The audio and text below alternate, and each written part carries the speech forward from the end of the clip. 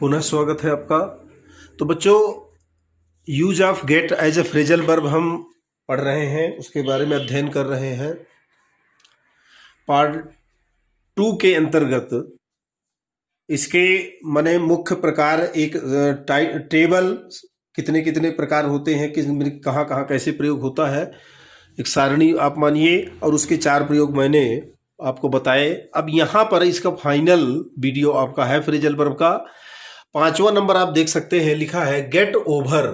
Get over का मतलब होता है किसी बुरे अनुभव से उबरना, to recover from a bad experience.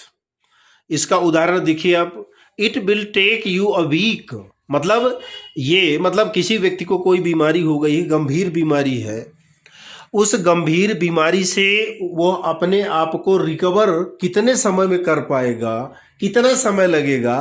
तो उसी के संदर्भ में ये वाक्य आपका है, it will take you a week, मतलब आपको to get over his illness, मतलब उसको अपनी बीमारी से उबरने में कितना, लगभग 1 सप्ताह का समय लगेगा। It will take you a week to get over his illness, उसे अपनी बीमारी से उबरने में, अपने आप को एस्केप करने में, बचाने में, बुरे अनुभव से उबरने में, उसको बुरा अनुभव है, बीमारी तो क्या है, कोई अच्छा अनुभव तो नहीं रहता है, तो उससे उबरने में उसको इतना समय लगेगा। It will take you a week to get over his illness.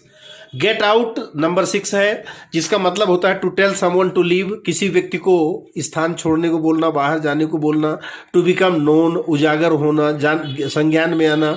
To go out to enjoy relax, अपने मित्रों के साथ कहीं बाहर जाके एंजॉय करना, इसके लिए भी गेट आउट का प्रयोग होता है। देखेंगे, you get out of my house, तुम मेरे घर से बाहर निकल जाओ, तो ये है आपका किसका, as a phrasal verb get का प्रयोग है। You get out of my house. दूसरा देखेंगे, get him out of here, उसको यहां से बाहर निकाल दो। Get him out of here, उसको यहां से बाहर निकाल दो। I love getting out with my friends, मतलब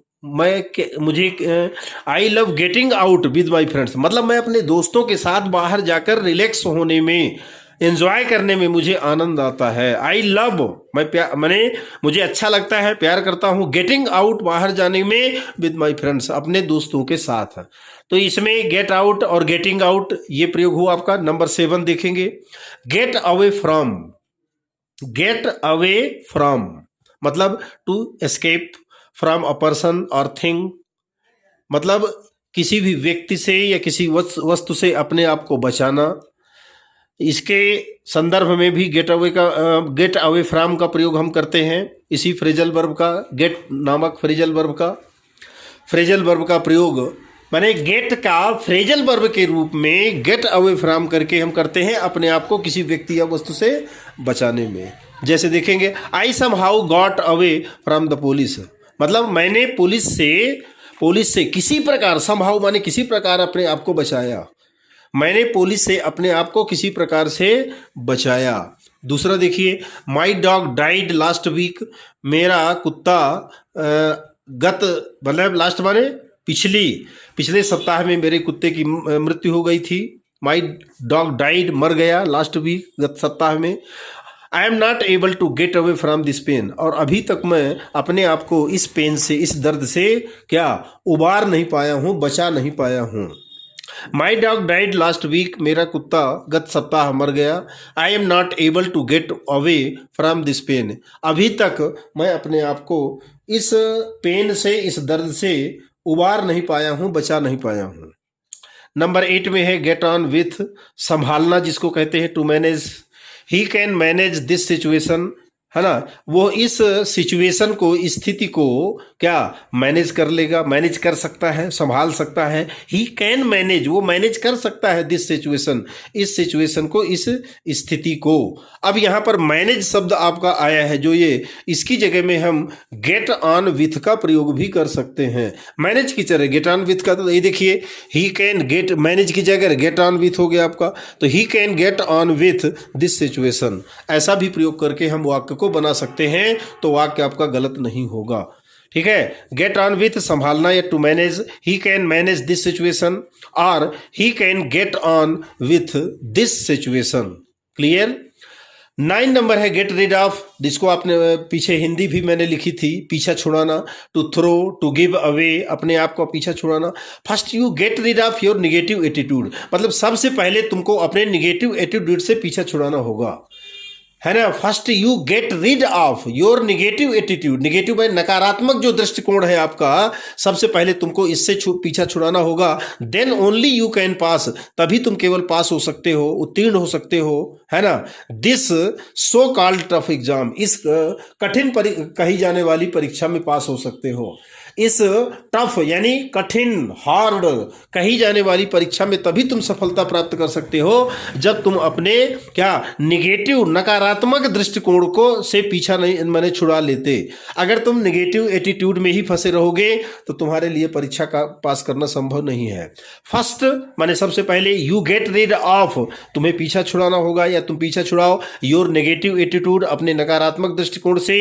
देन ओनली, तभी केवल यू कैन पास, तुम पास हो गए, पास सकते हो। This so called tough exam, इस कठिन कही जाने वाली परीक्षा में। Get in to become involve in something, माने कहीं पर किसी कार्यक्रम में या किसी के साथ इन्वॉल्व होना, शामिल होना। The moment I reached home, उस क्षण जब मैं घर पहुंचा। I got in to YouTube videos, मैं घर पहुंचा, इसके बाद यूट्यूब में मैं अपने आप को क्या कर लिया, मैंने इन्वॉल्व कर लिया, बिजी हो गया, व्यस्त हो गया, है ना।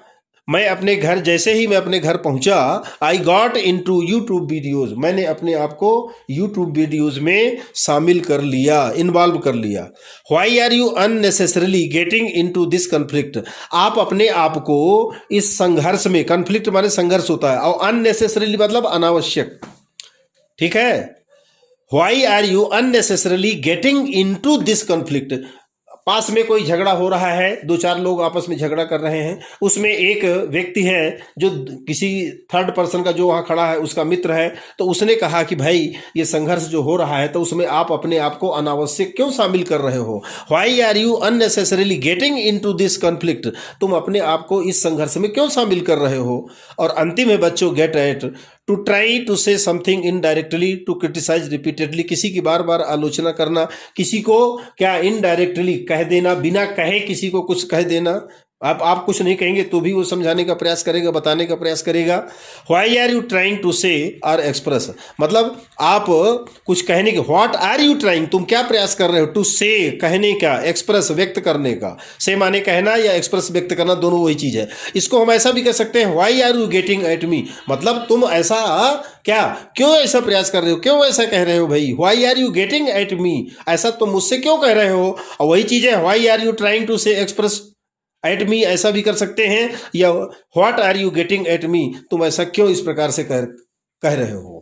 तो ये 5 नंबर से लेकर के और 11 तक जो एज ए फ्रेजल वर्ब के रूप में गेट का यूज है आपका, उसको मैंने इस वीडियो के माध्यम से आप तक पहुंचाने का प्रयास किया।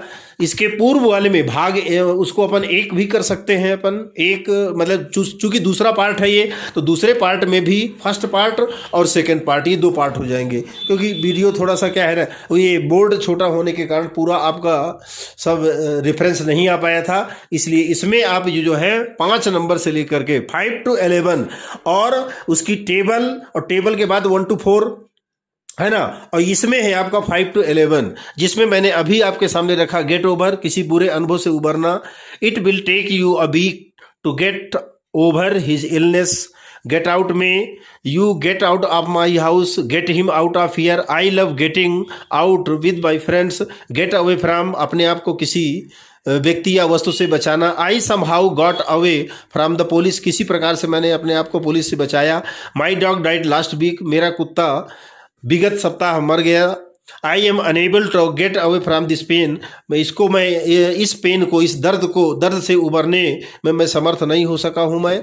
गेट ऑन विथ, संभालना या मैनेज करना। ही कैन मैनेज दिस सिचुएशन, इसको हम ऐसा भी लिख सकते हैं, मैनेज के स्थान पर गेट ऑन का भी प्रयोग, गेट ऑन विथ, पूरा तीनों शब्दों का प्रयोग होगा, इसीलिए तो फ्रेजल वर्ब है ये। अब देखिए गेट वर्ब है आपका ऑन, ये ऑन क्या है आपका, प्रीपोजिशन है ये, है ना, और विथ का भी प्रयोग हो गया आपका, तो ये सब को लेकर के फ्रेजल वर्ब के रूप में उपस्थित होती है, या कोई जो भी, केवल गेट ही की बात नहीं कर रहा हूं। अभी जब मैं पॉजिटिव वर्ब की आपके सामने वीडियो की बात रख करके बना करके बात करूंगा, आपको वहां पर क्लियर हो जाएगी कि पॉजिटिव वर्ब केवल गेट नहीं है, लेट भी है, हैव भी है, मेक भी है, कई हैं, कम से कम 5 आपको मिलेंगी कॉजेटिव वर्ब में, आप देखिएगा। तो ये हो गया आपका गेट ऑन विथ और get rid of, to throw, to give away. First you get rid of your negativity, सबसे पहले तुम अपने नकारात्मक विचारों से उबरो। Then only you can pass this so called tough exam, तभी तुम इस कठिन कही जाने वाली परीक्षा में पास हो सकते हो। Get in to become involve, किसी भी बात में, किसी भी उसमें काम में शामिल करना। The moment I reached home, उस क्षण जब मैं घर पहुंचा, इसके बाद मैंने अपने आप को यूट्यूब में बिजी कर लिया। Why are you unnecessary getting into this conflict, तुम अपने आप को इस संघर्ष में क्यों शामिल कर रहे हो।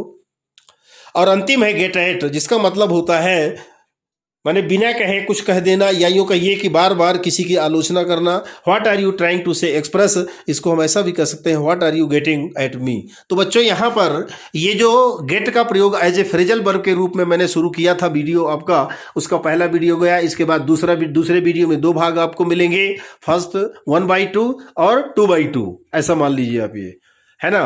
तो उनको आप विधिवत देखेंगे तो निश्चित रूप से आपकी ये दिक्कत एज ए फ्रेजल, बार बार हम वही चीज बोलते हैं, कॉजेटिव वर्ब क्या है, कॉजेटिव वर्ब क्या है, कॉजेटिव वर्ब क्या है, कोई हवा नहीं है। केवल वीडियो को, मेरी बातों को, जो भी मुझसे टूटा फूटा बनता है, मैं आपके सामने रखने का प्रयास करता हूं।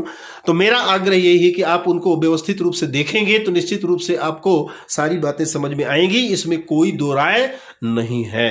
तो इस वीडियो को यहीं समाप्त करते हैं, इसको देखिएगा और अपनी कॉपी में नोट डाउन भी करिएगा। अब इसके बाद मैं तुरंत नंबर आपको लगाऊंगा, दूसरा वीडियो आपको दूंगा कॉजेटिव वर्ब के रूप में, और कौन कौन सी वर्ब हैं जिनको हम पॉजिटिव वर्ब के रूप में यूज करते हैं अपने दैनिक जीवन में ग्रामेटिकल पोर्शन के अंतर्गत, उसका वीडियो आपके सामने उपस्थित होगा। तो इस वीडियो को यहीं समाप्त करते हैं। एक पॉजिटिव वर्ब के नए टॉपिक के साथ पुनः आपके सम्मुख में उपस्थित होगा। तब तक के लिए आपका बहुत बहुत धन्यवाद।